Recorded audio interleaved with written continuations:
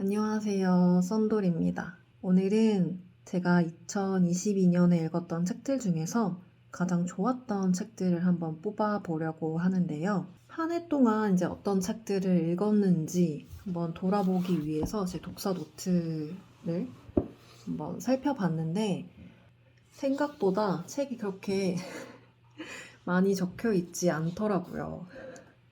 제가 읽은 책의 한 절반 정도? 절반도 안 되게 기록을 한 것 같아요. 올해 다사다난한 일들이 많아서 혼자 조용히 생각할 시간을 많이 못 가진 것 같은데, 일단 올해 책 중 진짜 가장 좋았던 거.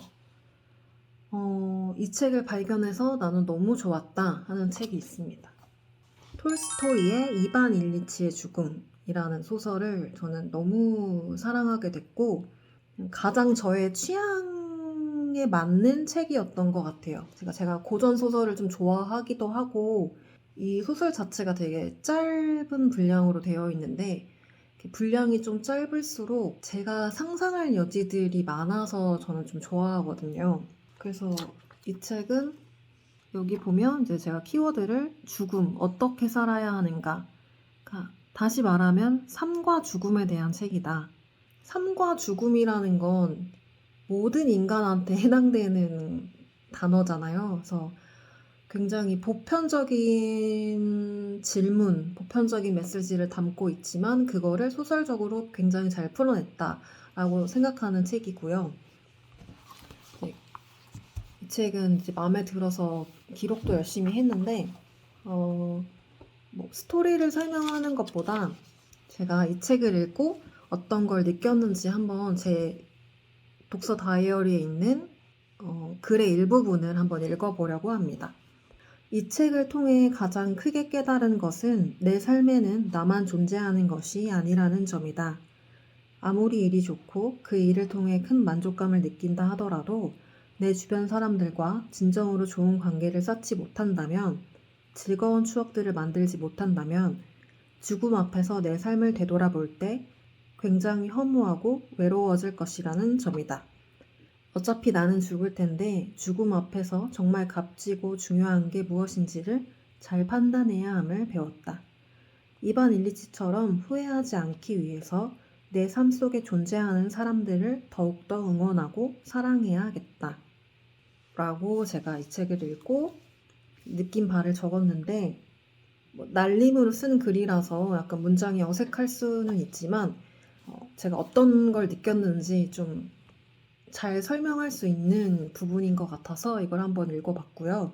근데 이 느낀 점이 아마 여러분들한테는 그렇게 막 와닿거나 아니면 저게 좀 당연한 거 아닌가? 라고 생각하실 수도 있을 것 같아요. 근데 이제 저라는 사람의 성향상 물론 제 친구들, 주변 사람들 다 너무 사랑하고 좋아하지만 잘 챙기지 못하는 그런 부분들이 있고 항상 그런 점에 대해서 아쉬움을 느끼거든요. 근데 이 책을 읽으면서 그 부분에 대해서 좀 다시 한번 상기시킬 수 있는 시간이어서 그래, 내 삶에는 나만 있는 게 아니라 내 삶 속에 들어와 있는 수많은 사람들이 있는데 그들과 함께 행복하고 즐겁고 정답게 살아야 좋은 인생을 사는 게 아닐까라는 생각을 다시 한번 하게 돼서 이 책이 정말 좋았어요. 사실 근데 이것뿐만이 아니라 너무 생각할 거리가 많고 그냥 이야기적으로, 그냥 소설적으로도 너무 훌륭한 책이어서 이 책을 꼭 읽어보시기를 추천드립니다. 그리고 두 번째 책으로는 물고기는 존재하지 않는다라는 룰루 밀러의 소설입니다. 이 책은 이번에 워낙 좀 이슈가 됐던 책이라서 많은 분들이 읽어보셨을 것 같은데 이 책도 줄거리를 설명하기보다 제가 어떤 생각을 했는지를 한번 읽어보려고 합니다. 광활한 우주 속에서 인간은 점 위에 점이다. 혹은 그 위에 점이거나 그래서 우주적 관점에서 인간은 하나도 중요하지 않다. 인생에도 정해진 의미 같은 건 없다. 이런 세계관은 누군가에겐 자유를 주고 누군가에겐 상처를 준다. 삶을 지속하기 위해 필요한 말은 사람마다 다르다. 괄호 열고 정말 많이 다르다는 걸 이 책을 통해 배웠다. 가로 닫고. 이렇게 이제 적은 부분이 있는데, 이거는 그 소설 속에 이제 주인공이 아빠가 그 자신한테 한 말을 듣고 약간 그걸 상처가 돼서 그 말이 상처가 돼서 계속 약간 트라우마처럼 남아있는 게 묘사가 되는데 저는 그 아빠가 한 말이 오히려 삶을 더 자유롭게 생각할 수 있는 근거가 되는 말이라고 생각을 했거든요. 근데 이게 누군가에게는 상처가 될 수 있다는 거를 좀 생각하게 된 계기가 됐어요. 자기 삶의 중심이 되는 그 가치관, 이 사람마다 다르고 그 가치관에 의해서 구성되는 그 세계관이 사람마다 좀 다르겠다. 그래서 사람을 각양각색이라고 설명하는 거구나 라는 또 당연한 어떤 진리 같은 것들을 좀 새삼스럽게 깨달은 책이었어요. 그리고 세 번째, 제가 올해 읽었던 소설 중에 이제 한국 소설 중에 가장 좋았던 건 박완서 작가님의 그만 턴 시간은 누가 다 먹었을까? 그 책은 지금 독서노트에 기록하지는 못했고 따로 이제 메모패드에다가 적었는데 이 책이 좋았던 이유는 일단 이 책의 그 시대적 배경이 뭐 1930년에서 50년대 우리 할머니 할아버지가 어린아이였을 때의 그 시대를 다루고 있는데 그런 부분이 재밌었던 것 같아요. 한국의 1940년대, 50년대가 어떤 모습이었는지를 그 책을 보면 너무 그 상상이 되고 아, 이렇게 살았구나. 우리 조상들이 이렇게 살았구나를 좀 어렵지 않게 터득할 수 있었던, 되게 생생하게 터득할 수 있었던 책이었어요. 그래서 저는 소설이라기보다는 오히려 약간 다큐멘터리를 보듯이 읽은 책이었고, 아마 많은 이과생들이 이렇게 말을 할 텐데, 학교 다닐 때 이제 근현대사를 안 배웠기 때문에 아는 게 많이 없단 말이에요. 그래서 이 그만턴 시간 누가 다 먹었을까가 어떤 한국의 어떤 역사의 일부를 보여주는 책인 것 같아서 그런 부분들이 너무 재밌었고, 아, 밥을 한 끼 배부르게 먹는 것이 이렇게 어려운 일이었구나 라는 것도 좀 알게 되고, 한국이 정말 많이 발전했구나 라는 것도 좀 새삼스럽게 뭐 알고 있던 사실이지만 그래도 더 뭔가 생생하게 다가왔던 것 같아요. 그래서 저처럼 한국의 1940년, 50년 한국 전쟁이 일어날 때쯤의 어떤 한국의 어떤 모습을 잘 모르시는 분이라면 이 책을 읽어보시면 아주 많은 도움이 될 것 같습니다. 그래서 이 책을 꼽아 보았습니다. 이제 비문학 중에서 재밌게 읽은 책을 한번 소개해 드리려고 하는데요. 우선은 이상한 정상 가족이라는 책입니다. 제목의 의미를 한번 다시 생각을 해보면 한국 사회에서 정상 가족이라고 부르는 엄마와 아빠, 그 다음에 자녀로 이루어진 이 가족을 보통 정상 가족이라고 부르는데 이게 이상하다라고 말하는 책이에요. 점점 가족이라는 형태에 대해서 사회적으로 많은 논의가 이루어지고 있잖아요. 그리고 정상가족이라는 말 자체가 그 반대편에 비정상 가족이 있다는 뜻을 내포하고 있기 때문에 그런 단어가 주는 그 단어로 생기는 어떤 일종의 프레임이나 어떤 편견이 주는 또 그 편견으로 일어나는 많은 사회적인 문제들에 대해서 비판을 하고 있는 책인데요. 이 책은 제가 리뷰를 여기 기록을 안 해서 필사한 문장 중에서 하나를 읽어보려고 합니다. 체벌을 비롯하여 친밀한 관계에 있는 타인에 대한 반복적 폭력은 모두 같은 메시지를 보낸다. 나는 언제든 당신을 통제할 수 있다는 권위주의적 메시지. 당신이 존재할 권리를 결정하는 사람은 당신이 아니라 때리는 사람인 나라는 주장. 그렇게 힘으로 상대를 침묵시키고 상대의 목소리를 부정하고 때리는 사람의 목소리를 상대 안에 심으려 하는 시도다. 좀 어둡고 무거운 내용을 담고 있는 문장인데 일부 부모들이 아이를 아무렇지 않게 체벌을 하잖아요.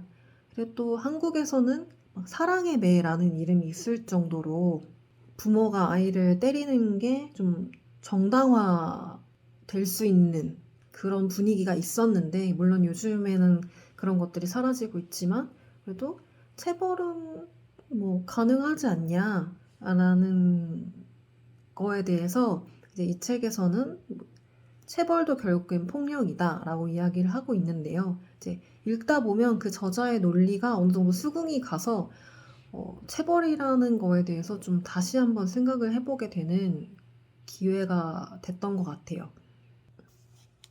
그리고 마지막으로 우리는 마약을 모른다 라는 책입니다.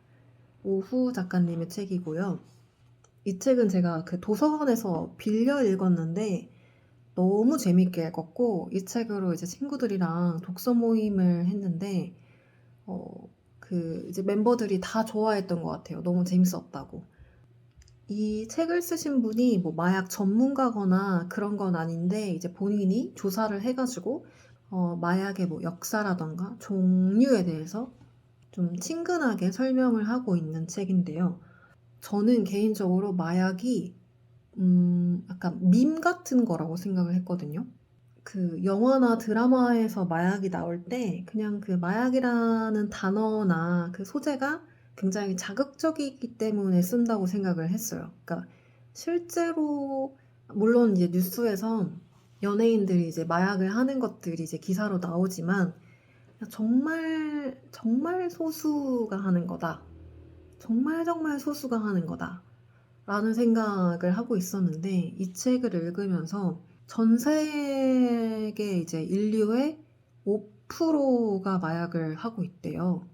물론 이제 2015년도 기준이어서 지금은 어떨지 모르겠는데, 근데 더 많아졌겠죠? 근데 5%라는 그 단어를 읽을 때도 뭐 되게 일부다, 되게 적다라고 생각을 했는데, 다시 생각을 해보니까 5%는 100명 중에 5명이고 20명 중에 1명이잖아요. 그러니까 제 지인들 20명을 모아놓으면 그 중에 1명은 마약의 경험이 있는 사람이다 라는 말이잖아요. 물론 이게 이제 한국에서 5%는 아니어서 그게 뭐 정확한 비율은 아니지만 어쨌든 20명 중에 1명은 되게 많은 수치다. 이 마약이라는 것이 그냥 나만 몰랐던 거지 되게 많은 사람들한테 노출되어 있구나라는 걸 좀 새삼스럽게 알게 된 책이었고, 이제 그것뿐만이 아니라 뭐 마약의 종류라든지 뭐 흡입 방법이라든지 뭐 얼마나 위험한지 어떻게 만드는지 뭐 이런 각종 정보들이 나와 있는 책인데 되게 재밌게 읽을 수 있었어요. 그러니까 좀 쉽게 정보를 얻을 수 있는, 말이 좀 이상해지는데 어쨌든 제가 너무 몰랐던 분야라서 그런 걸 알게 된다는 것 자체가 너무 흥미로웠고, 또 이제 인문학적인 관점에서도 그러니까 정말 옛날에 마약은 신의 선물이라고 불렸대요. 왜냐면 그게 유일한 의약품이니까. 생각해보면 옛날에는 약이 없잖아요. 그래서 내가 어디 막 통증이 있는데 이거를 그냥 버텨야 되는 수밖에 없는데, 마약을 먹게 되면 뭐 몸이 이완되거나 또는 뭐 각성되거나 더 심하게는 뭐 환각을 보기도 하지만, 어쨌든 이 그 통증을 좀 잊게 해주는 또는 어떤 마취제 역할을 하는 그런 약품이 유일했던 거예요, 마약이. 17세기 이전에 과학이라는 것이 많이 발달하기 전에, 그리고 의학이라는 것이 발달하기 전에, 정말 옛날에는 그냥 마약을 먹는 게 나쁜 게 아니라 그냥 약을 먹듯이 먹었다라는 이제 내용도 나오는데, 그런 것도 너무 재밌었어요. 그래서 인간이 마약을 찾는 이유는 거기에 중독되려고 하는 게 아니라 어떤 아픔을 좀 잊기 위해서, 그게 뭐 육체적인 아픔이든 정신적인 아픔이든 그런 걸 좀 잊고 싶은 마음에 마약에 이제 손을 대는 그런 심리가 좀 어느 정도 저는 좀 이해가 되더라고요. 이 책을 읽으니까. 아직 한국에서 마약은 이제 불법인데, 이 책에서는 좀 그 중독성이 그래도 좀 낮은 대마초 같은 것들은 합법을 하는 게 오히려 음지에서 마약하는 사람들의 수를 늘리는 것보다 훨씬 좋은 방법이지 않을까라고 얘기를 하기도 하거든요. 그리고 이제 다른 나라의 사례들을 많이 알려주는데, 그 사례들도 되게 흥미롭고 재밌는 이야기들이 많아서 마약에 관심이 있으시다면, 뭐 수리남을 재밌게 보셨다면 이 책을 한번 읽어보시는 것도 좋을 것 같아요. 그래서 2022년을 마무리하는 책으로 어쩌다 보니 이제 마약 관련 책을 꼽게 됐는데, 뭐 재밌으니까 저는 뭐 책만 읽는 거니까 불법은 아니니까요. 네, 그래서 이렇게 총 5권의 책을 꼽아봤고요. 올해에 정말 뭐 재밌는 책들도 많았을 텐데, 더 많을 텐데, 제가 읽어보지 못한 책들이 너무 많아서 개인적으로 정말 아쉽고, 뭐 매년 하는 생각이지만, 내년에는 더 많은 책을 좀 접하고 싶다라는 생각을 네, 하게 되네요. 그래서 저의 추천이 여러분께도 조금이나마 도움이 됐으면 좋겠고요. 2022년이 하루 이틀 정도 남았는데 마무리 잘 하시고 2023년에는 더 건강해지시고 더 즐거운 시간들이 많은 한 해가 되었으면 좋겠습니다. 그러면 저는 이만 물러가 보겠습니다. 안녕.